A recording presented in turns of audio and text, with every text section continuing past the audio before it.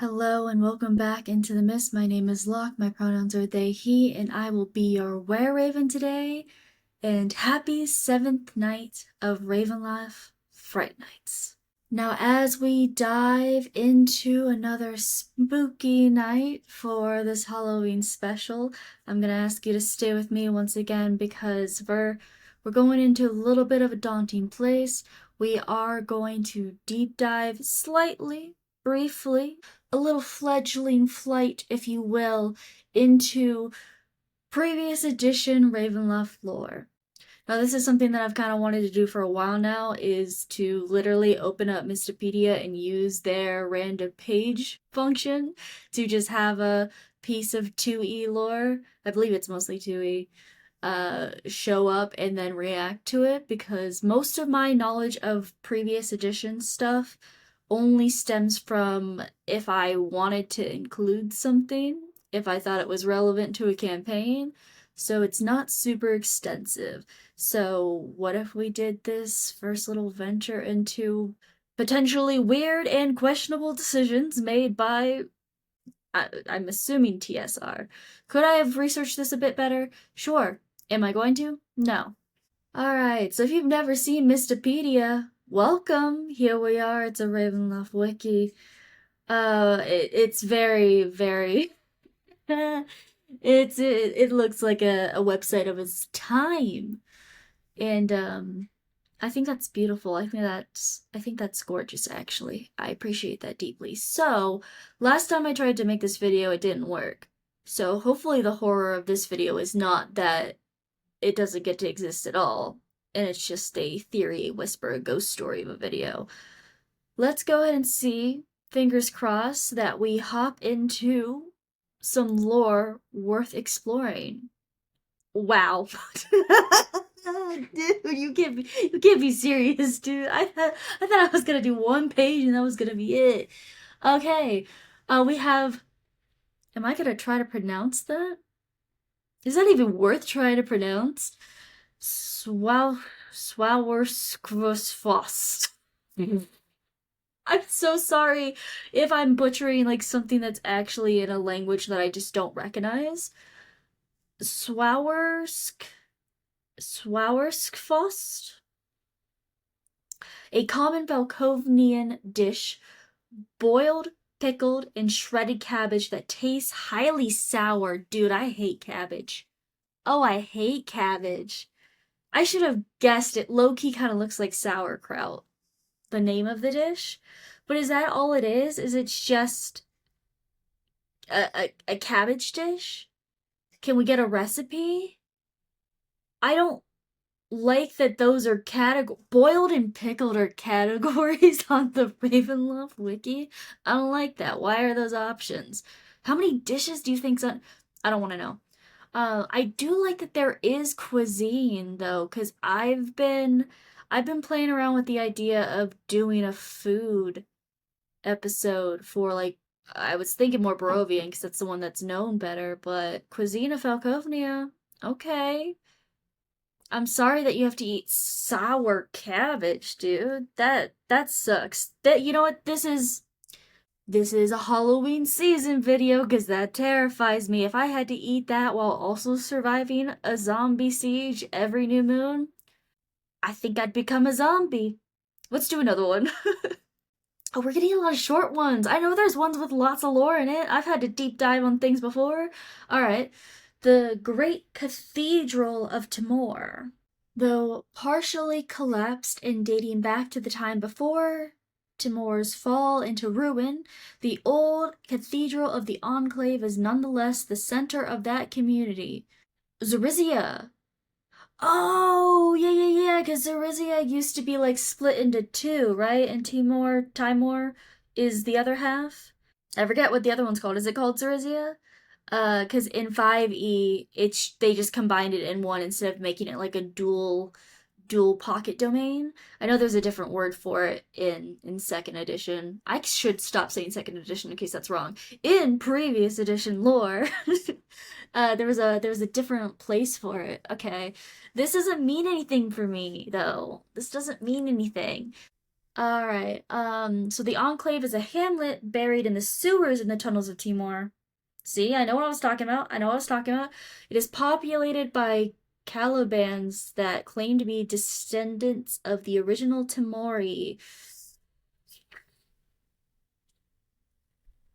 I've got more questions than answers, but I'm also bored with this one, so we're gonna move on and go. We're gonna just keep going. We're just gonna do another random one from here.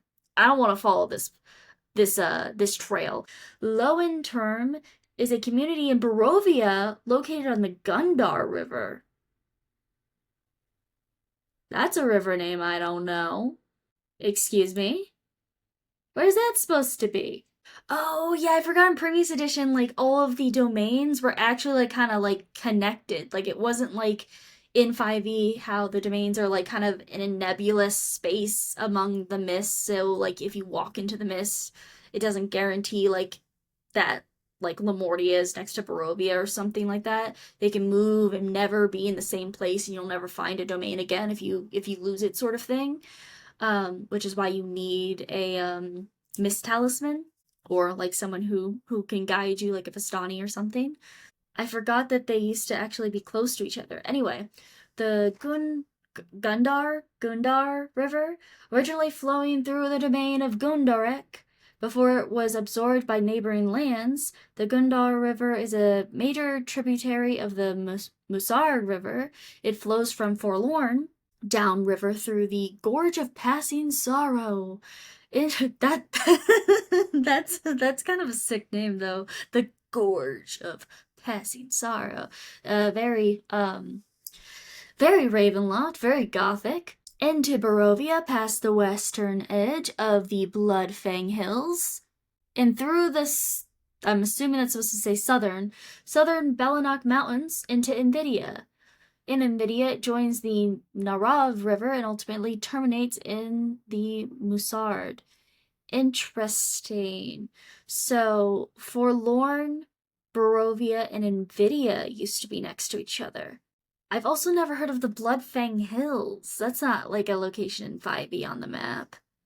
That's interesting. I kind of wish there were more landmarks to work with. I also kind of do like the idea of like Ravenloft as a whole being like kind of connected where you could travel from one to the other and like there were neighboring lands, whereas that's not the case in 5e. Heavier watercraft are unable to navigate the Gundar River, though it can be piloted by less heavy craft. Within Invidia, several smaller communities dot the river's sides. Many Invidians believe their land is viewed at its best when seen from a riverboat. In addition, the Invidian economy, at least in certain places, is dependent upon the commercial traffic that flows through its rivers, including the Gundar from Barovia to the western core. Don't know what that means. However, Malakio Adair recently upped tariffs on, oh god, not tariffs, on trade goods traveling through Invidia, causing some merchants to consider trade routes that bypass Invidia entirely. See, again, this is like interesting because it makes it feel a little bit more interconnected and provides you things to work with to create that world, to forge that world. Whereas in 5e, if you wanted to do something similar without going back to old lore, like you're kind of left to fend for yourself, man. And there's already enough stuff to juggle when it comes to Ravenloft. It'd be nice if they kind of set you up with these sorts of things, but also, God, does this get complicated? I don't want to have to think about tariffs. I will if I need to, but I kind of don't want to. I kind of want to see Bloodfang Hills. Hold on. The Bloodfang Hills connects the southern part of Barovia to the Forest of Forlorn. It is the subject of frequent infestations of feral goblin activity, but the area is only sparsely patrolled or protected. Eric Reinhold resides in the Bloodfang Hills. Goblins in Barovia. That's not going to excite any of my players that are probably going to watch this. Definitely would not. Alright, let's do a couple more. Joshua. Okay. I'd change your name if I was you. But, who am I to judge? I wouldn't want to be around someone called Joshua. In the fierce vengeance of an armed dread possibility, Joshel is an outcast dread doppelganger and half golem. It was once Soto's, oh, I know Soto of Zarizia. It was once Soto's liaison to Dr. Thomas Cream. How unfortunate. aka Emil Ballenbach. How unfortunate. How do you go from Ballenbach to Cream? Well, I think I know. I think I know how we got there. Emil balked on his ballens till he creamed. Alright. But after things fell through and Ballenbach disappeared, Joshua fell from grace. In desperation, Joshua attempted to craft a dread construct made of iron, but failed ultimately. In an accident, Joshua took off its own arm and desperately replaced it with one of iron, thus becoming a half-iron golem. Yet, its new appendage cannot shape change, leaving the creature outcast from doppelganger society. Joshua now lives in Blackchapel with next to no wealth or prestige to its name. It bears a strong hatred for machines and technology, and its actions have caused word to spread of the Clubber of Blackchapel.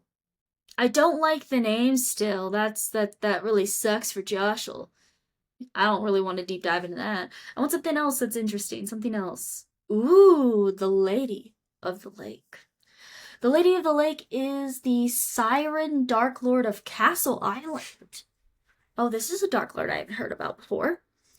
She pursued a vendetta with the castle's original master on the prime material plane Ion Denmark? Demnak. I mixed up the M and the N. Denmark. After he had erroneously slain her husband, who had been transformed into a monster called the Avank. The Lady of the Lake sacrificed her own offspring to achieve a revenge which has ultimately been denied to her, as Avank still roams the black water of Lake Kronov, but it is not the one she loved. Her pocket domain is located within Tepes in Lake Kronov, and draws some inspiration from the Lady of the Lake of Arthurian legend. I was literally about to say if this had to do with King Arthur, which I don't know Arthurian legend super well. My main reference is I think I've seen like half of the Merlin series. Was that done by BBC? I think it was. The one that was so gay, but then, never followed through. Not shockingly didn't follow through, but it was very gay. But that was so many years ago and I haven't seen it since, so I remember what the guy who was Merlin looked like and what the guy who was King Arthur looked like, and that's about all I remember about that story. Alright, anyway, originally the Lady of the Lake appeared in the second edition adventure Servants of Darkness, where she was not a Dark Lord, she was simply an evil siren? I'm assuming that's supposed to be siren, wielding a +2 short sword of quickness who had been bound to the remote island by an unspecified curse. The netbook, The Book of Shadows, expanded her into being a Dark Lord, inventing her backstory entirely from whole cloth. This backstory would subsequently be canonized in the Ravenloft Gazetteer 5, albeit condensed with some slight tweaks, dropping the netbook version's explicit connections to Lot and the sisters Mindefisk, and changing the name of the knight whose doom she pursued from Johann Demnak to Ion Denmark. Interesting. Is there a Lake Kronov in the 5th edition, Tepes? That's what I kind of want to know right now. Hold on. Let me get my book. Alright, here we go, Tepes. 5th edition doesn't really give us deep dives into lore to work with. They just leave us out to flounder and create things on our own, which does allow for a lot of freedom, is really fun, and I mean, I complain all the time about how I don't use any of the sources that the community has made. I'd rather make up my own stuff, but it's really fascinating to get resources to choose if you want to be like, absolutely not, or if you're going to latch on to something or twist it into something your own. So they usually do put, like, the landscapes will have the names from previous lore, but you just don't know what they were. Oh yeah, it does! It does have Lake Kronov, and actually that's where, like, Victal, the main settlement in Tepes, is on Lake Kronov. That's referenced here. And Cass Island is an island in that lake, apparently. How interesting. So you really can't run a campaign. I mean, it is supposed to be just a guide, but like, I just wish there was a little bit more information about locations. Whatever, what are you gonna do? Okay, one more. Zan Delisnia. Delisnia is a big name. That's exciting. One of the Delisnia family and a distinguished Lemortian assassin. See Legacy of Blood, page 38. Well, I don't have that. So, Lemortian assassin, that's interesting. That's interesting because in 5th edition, we only see the name Delisnia and Leo Delisnia as a reference in Curse of Strahd 5e module. You can find his bones in Lady Walker's house, and that's a big reference to the I Strahd novel. And then in Borca, Ivan Delisnia. That's the only other place we see it. And then obviously there's Duchess Storfnia Delisnia, but she's very unlikely to come up in most campaigns because people aren't as insane as I am. I kind of want to see the Delisnia family. Oh, fuck, dude. Oh, fuck. Okay, never mind. Never mind. Abort. We don't got time to go through all that. Okay, well, there we go. There was my first deep dive with you into Mistipedia, just going through the random pages. We got a lot of interesting ones. Some of them were very short. I might have cut those out. Were not that super interesting and didn't have a lot of context. But that is the trade-off of using that random page function, is getting a lot of like, what the fuck does what does that even mean? What does that even mean? But that was fun. I'd be willing to make this a series of diving into things that I've not actually read, and then maybe I'll start being able to piece together some of the grander lore and find things that I want to include. I did find one thing that I did think was very inspiring. I would say a couple. I would say a couple. Let me commit to a couple. There's just a couple that would not be relevant to what I'm doing in my campaigns currently, but that was very, very fun. So I think we got lucky, because I did make the joke earlier that we'd be diving into like sketchy, questionable lore. That definitely would need to be changed to be used in a campaign today, in my opinion. At least most campaigns, depending on consent forms and what people are comfortable playing. But that was interesting. We didn't really get anything that seemed to be that questionable, and it was cool to see how interconnected things used to be. So yeah, that was a surprise. So I guess we're not getting stuck in some horrible, dark, bad decision land. So I'm still confused and a little lost, but I'm gonna trust the mist to guide us out as I let you guys go for this 7th night of Ravenloft Fright Nights. But yeah, if you liked the video, please hit that like button. And if you'd like to see more and join us for the rest of Ravenloft Fright Nights, we're only on day 7. We gotta keep going. Go ahead and hit that subscribe button as well to join me in the mist forever. Alright, thank you for watching, and I will see you guys next time.